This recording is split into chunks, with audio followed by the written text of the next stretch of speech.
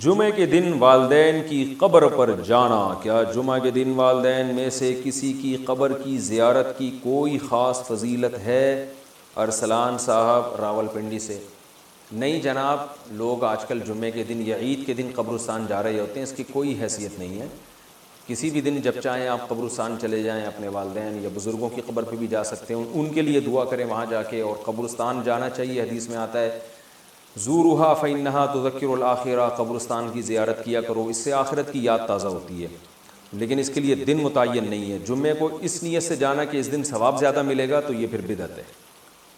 والد کی وفات کے بعد روزانہ قبرستان جانا، میرے والد کے انتقال کو 8 مہینے ہو گئے ہیں، میں روزانہ قبرستان جاتا ہوں، وہاں جا کر سورہ یاسین وغیرہ پڑھتا ہوں، تو کیا روزانہ وہاں جانا بدعت ہے؟ بہت سے لوگ اس سے روکتے بھی ہیں۔ یونس صاحب انڈیا سے۔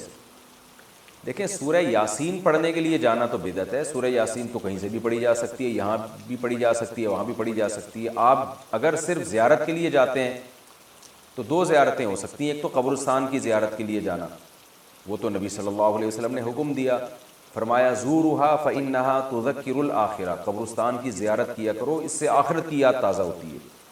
تو جتنی زیادہ زیارت کریں، آپ روزانہ جائیں، روزانہ آخرت قبر کو یاد کرنے کے لیے تو روز جانا بھی فضیلت ہے۔ اس میں کوئی ممانعت کی کوئی دلیل نہیں ہے، کیونکہ جب نبی نے حکم دے دیا تو ہر آدمی اپنی استطاعت کے بقدر جا سکتا ہے۔ دوسرا مسئلہ ہے اسپیشل والد کی قبر کے لیے جانا، تو اس کا بھی حدیث سے ہمیں ثبوت ملتا ہے۔ نبی صلی اللہ علیہ وسلم نے اللہ سے اجازت مانگی کہ اپنی والدہ کی قبر کی آپ کو اجازت دی جائے، ان کی زیارت کی، تو اللہ نے اجازت دے دی۔ تو والدہ سے محبت تھی، اسی وجہ سے رسول اللہ صلی اللہ علیہ وسلم اپنی والدہ کی قبر کی زیارت کے لیے گئے۔ تو انسان کو جس سے محبت ہوتی ہے، ظاہر ہے اس کی ہر چیز سے محبت ہوتی ہے۔ تو والد سے اگر آپ کو محبت ہے تو ان کی قبر کی زیارت کا دل چاہتا ہے انسان کا، میں جا کے اپنے والد کی قبر کی زیارت کروں۔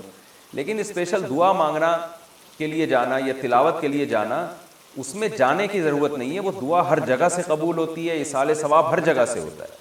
تو اس نیت سے آپ نہ جائیں، ہاں جانے کے بعد آپ وہاں دعا کریں یا کچھ تلاوت کر لیں تو وہ جائز ہے۔ ایک ہے گئے اور آپ کو خیال آیا کہ خاموش بیٹھنے سے بہتر ہے کہ میں اپنے والد کے لیے دعا کروں، تو یہ بہت اچھی بات ہے۔ لیکن یہ سمجھنا کہ وہیں جا کے تلاوت کروں گا تو زیادہ فائدہ ہوگا، وہیں جا کے دعا مانگوں گا، تو ٹھیک ہے، وہاں جا کے دعا مانگنے میں ذرا استحضار زیادہ ہوتا ہے، اس لحاظ سے تو بہرحال فائدے کی چیز ہے، لیکن ایسی چیزیں آہستہ آہستہ بدعت بن جاتی ہیں۔ تو اس لیے آپ روزانہ والد صاحب کی قبر کی زیارت کریں تو کوئی گناہ نہیں ہے، لیکن اس زیارت کی بیس والد صاحب سے محبت ہونی چاہیے۔ پھر وہاں جا کے فضول بیٹھنے کے بجائے آپ سورہ یاسین پڑھ لیں یا دعا مانگ لیں والد صاحب کے لیے، تو یہ بھی ایک ثواب کا عمل ہے، اس کے بھی ناجائز ہونے کی کوئی دلیل نہیں ہے۔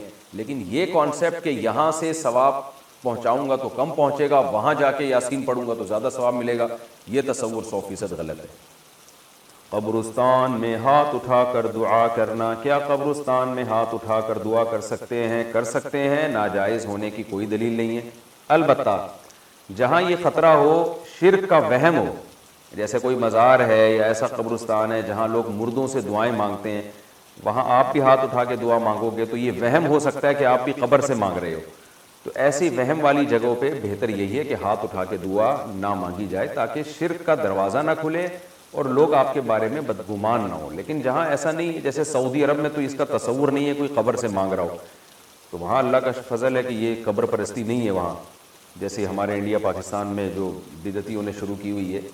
سعودی عرب میں تصور نہیں ہے۔ اب وہاں اگر کوئی ہاتھ اٹھا کے دعا مانگ رہا ہے تو کوئی وہم بھی نہیں کر سکتا کہ قبر سے مانگ رہا ہے، لیکن بہرحال ذرا سا بھی وہم کا اندیشہ ہو کہ قبر سے تو نہیں مانگ رہا، تو پھر ہاتھ اٹھا کے دعا نہیں مانگنی چاہیے۔ میرا معمول یہ ہے کہ میں جب قبر پہ دعا مانگتا ہوں تو ہاتھ جب اٹھاتا ہوں تو رخ قبلے کی طرف کر لیتا ہوں، اس میں یہ فائدہ ہوتا ہے کہ یہ وہم ہی ختم ہو جاتا ہے۔ تو آپ کا رخ قبر کی طرف ہو اور پھر قبلے کی طرف ہو، تو صاحب قبر کے لیے آپ دعا مانگ لیں، تو یہ کوئی حرج نہیں ہے اس میں۔ جنازے کے سامنے قرآن پڑھنے کی حقیقت، جنازے کے سامنے جو لوگ قرآن پڑھتے ہیں یا سورہ یاسین پڑھتے ہیں، کیا یہ عمل حدیث سے ثابت ہے یا بدعت ہے؟ عبد الصمد صاحب نے انڈیا سے پوچھا ہے۔ جنازے کے سامنے اسپیشل جنازے کی وجہ سے قرآن پڑھنا یا سورہ یاسین پڑھنا، میرے علم میں ایسی کوئی حدیث نہیں ہے۔ تو اور جب تک جنازے کو نہلایا نہ گیا ہو تو اس کے سامنے تلاوت کرنے کو فقہا نے غلط لکھا ہے، ناجائز لکھا ہے۔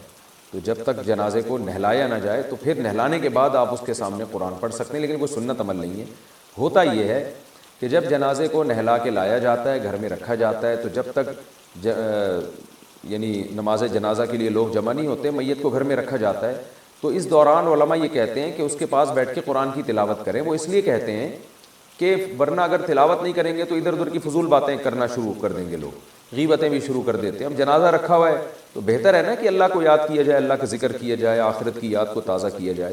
تو علماء اس لیے کہتے ہیں کہ وہاں بیٹھ کے قرآن پڑھ لو، یا سورہ اخلاص پڑھ لو، سورہ یاسین پڑھ لو، کوئی بھی سورت پڑھ لو، تاکہ آپ فضول چیزوں میں اپنا ٹائم برباد نہ کریں، اس وجہ سے کہا جاتا ہے۔ اور اس میں پھر جنازے کی میت کے ایصال ثواب کی نیت بھی کی جا سکتی ہے، کیونکہ اس میں بہرحال فقہا کا اختلاف ہے کہ میت کے لیے قرآن پڑھنا جائز ہے یا نہیں ہے۔ اور صدقے کے بارے میں تو ہمیں حدیث ملتی ہے کہ آپ صلی اللہ علیہ وسلم سے صحابیہ نے پوچھا فاتصدق عنہا، میری ماں کا انتقال ہو گیا، میں صدقہ کروں؟ آپ نے فرمایا ہاں۔ تو جمہور علماء نے اس سے استدلال کیا کہ جب صدقہ بھی ایک نیکی ہے تو وہ نیکی پہنچائی جا سکتی ہے میت کو، تو اس میں ایک علامت بیان کی ہے کہ کوئی بھی نیک عمل پہنچایا جا سکتا ہے، تو قرآن کی تلاوت بھی نیک عمل ہے۔ بعض فقہا کہتے ہیں کہ نہیں، صدقہ تو جائز ہے کیونکہ حدیث میں صدقے کا ذکر ہے، تلاوت کا ذکر نہیں ہے، لہذا تلاوت جائز نہیں۔ تو اختلاف رائے ہے اس میں۔ بر صغیر میں چونکہ فقہ حنفی کو فالو کیا جاتا ہے، اور میری رائے میں فقہ حنفی کی دلیل بہت مضبوط ہے، کیونکہ احادیث میں آپ صلی اللہ علیہ وسلم نے ہمیشہ اصول یہ رہا ہے کہ جزئیے کے ضمن میں کلیات سکھائے جاتے ہیں۔ جیسے قرآن میں آتا ہے نا لا تقل لہما اف، ماں باپ کو اف مت کرو، تو یہ ایک مثال ہے، مطلب یہ کہ تکلیف نہ دو۔ تو اسی طرح جو حدیث میں آتا ہے صدقہ کر سکتے ہو میت کے لیے، تو ایک مثال ہے، مطلب یہ کہ کوئی بھی نیکی کی جا سکتی ہے۔ اور دوسری بات یہ کہ حنفیہ کا جو قول ہے نا، اس میں ذرا وسعت زیادہ ہے، اللہ کی رحمت کو آپ پھیلا دیتے ہیں کہ بھئی اگر میت کے لیے تلاوت بھی جائز ہونے کا ہم فتویٰ دیں گے تو اس سے اس بہانے لوگ تلاوت کریں گے، ثواب حاصل کریں گے، اور اللہ سے امید ہے کہ اللہ اس میت کو اس ثواب پہنچائے گا، تو اچھا ہے نا، اللہ کی رحمت سے اچھی امیدیں لگائیں۔ تو ویسے بھی شریعت کا مزاج ہے کہ جس چیز میں رحمت والا عنصر غالب ہو اس قول پہ آپ کو فتویٰ دینا چاہیے، یہ ہماری رائے ہے۔ اگر کوئی اس سے اختلاف کرتا ہے تو وہ اس کا اپنا مسئلہ ہے۔ تو اس لیے جنازے کے پاس قرآن پڑھنا الگ سے کوئی اس کی فضیلت ہمارے علم میں نہیں ہے حدیث میں، لیکن کہا اس لیے جاتا ہے کہ وہاں بیٹھ کے ادھر ادھر کی باتیں کرنے سے بہتر ہے کہ آپ قرآن پڑھ لیں۔ البتہ قرآن خوانی میت کے لیے یہ جائز نہیں ہے، کیونکہ قرآن خوانی کہتے ہیں کہ لوگوں کو قرآن پڑھنے کے لیے جمع کرنا۔ تو قرآن پڑھنے کے لیے جو جمع ہے نا، تو اجتماعی عمل کے لیے ثبوت ضروری ہے، یہ خوب ذہن میں رکھیں۔ جیسے آپ اپنے طور پر 2 نفل کبھی بھی پڑھ لیں، جائز ہے، لیکن اگر آپ لاؤڈ سپیکر میں اعلان کرتے ہو یا کارڈ چھپواتے ہو یا منادی کراتے ہو آؤ میں اشراق کے 2 نوافل پڑھ رہا ہوں، تمام حضرات سے گزارش ہے کہ مسجد میں آ جائیں، اب یہ اجتماعی عمل بن گیا، یہ بدعت ہو جائے گا۔ تو اجتماع کے لیے آپ کو دلیل کی ضرورت ہے، اس لیے علماء کہتے ہیں کہ اجتماعی قرآن خوانی یہ بدعت عمل ہے، کیونکہ یہ ایصال ثواب کے لیے آپ ایک عبادت کر رہے ہیں، اور اجتماعی سطح پہ تو ہمیں نہیں ملتا صحابہ کرام میں کہیں کسی نے کبھی اجتماع کیا ہو۔ حضرت ابو بکر کا انتقال ہوا، کہیں نہیں ملتا کہ حضرت عمر نے تمبو لگایا ہو اور سب لوگوں کو جمع کر کے ان کی قرآن خوانی کی ہو۔ حضرت عمر کی شہادت ہوئی تو کہیں نہیں ملتا کہ حضرت عثمان نے ان کے لیے قرآن خوانی کی ہو، یہ ثابت نہیں ہے، اور اس پر علماء کے فتاوی بھی موجود ہیں۔ البتہ برکت کے لیے قرآن خوانی ایک الگ چیز ہے۔ برکت کے لیے یعنی مکان دکان کی برکت میں جو قرآن خوانی ہے وہ عبادت نہیں ہے، وہ از قبیل رقیہ ہے، رقیہ دم، تو اس کے لیے ثبوت کی ضرورت نہیں ہے۔ لیکن بہرحال بعض علماء اس کو بھی بدعت اس لیے کہتے ہیں، بدعت تو نہیں یعنی بدعت کی تائید کا ذریعہ بنتی ہے۔ تو بعض علماء کہتے ہیں کہ اس زمانے میں برکت کے لیے بھی قرآن خوانی نہیں کرنی چاہیے، بلکہ برکت کے لیے گھر کے اپنے لوگ مل کے قرآن پڑھ لیں یا نماز پڑھ لیں یا دعا مانگ لیں۔ لیکن بہرحال اگر کوئی برکت کے لیے قرآن خوانی کرواتا بھی ہے تو اس کی بہرحال گنجائش موجود ہے۔ احتیاط اسی میں ہے کہ اس کو ترک کیا جائے، کیونکہ لوگ ایصال ثواب اور برکت والی قرآن خوانی میں فرق محسوس نہیں کرتے، تو وہ دونوں کو ایک ہی سمجھتے ہیں، اس سے پھر بدعت کی تائید ہوتی ہے۔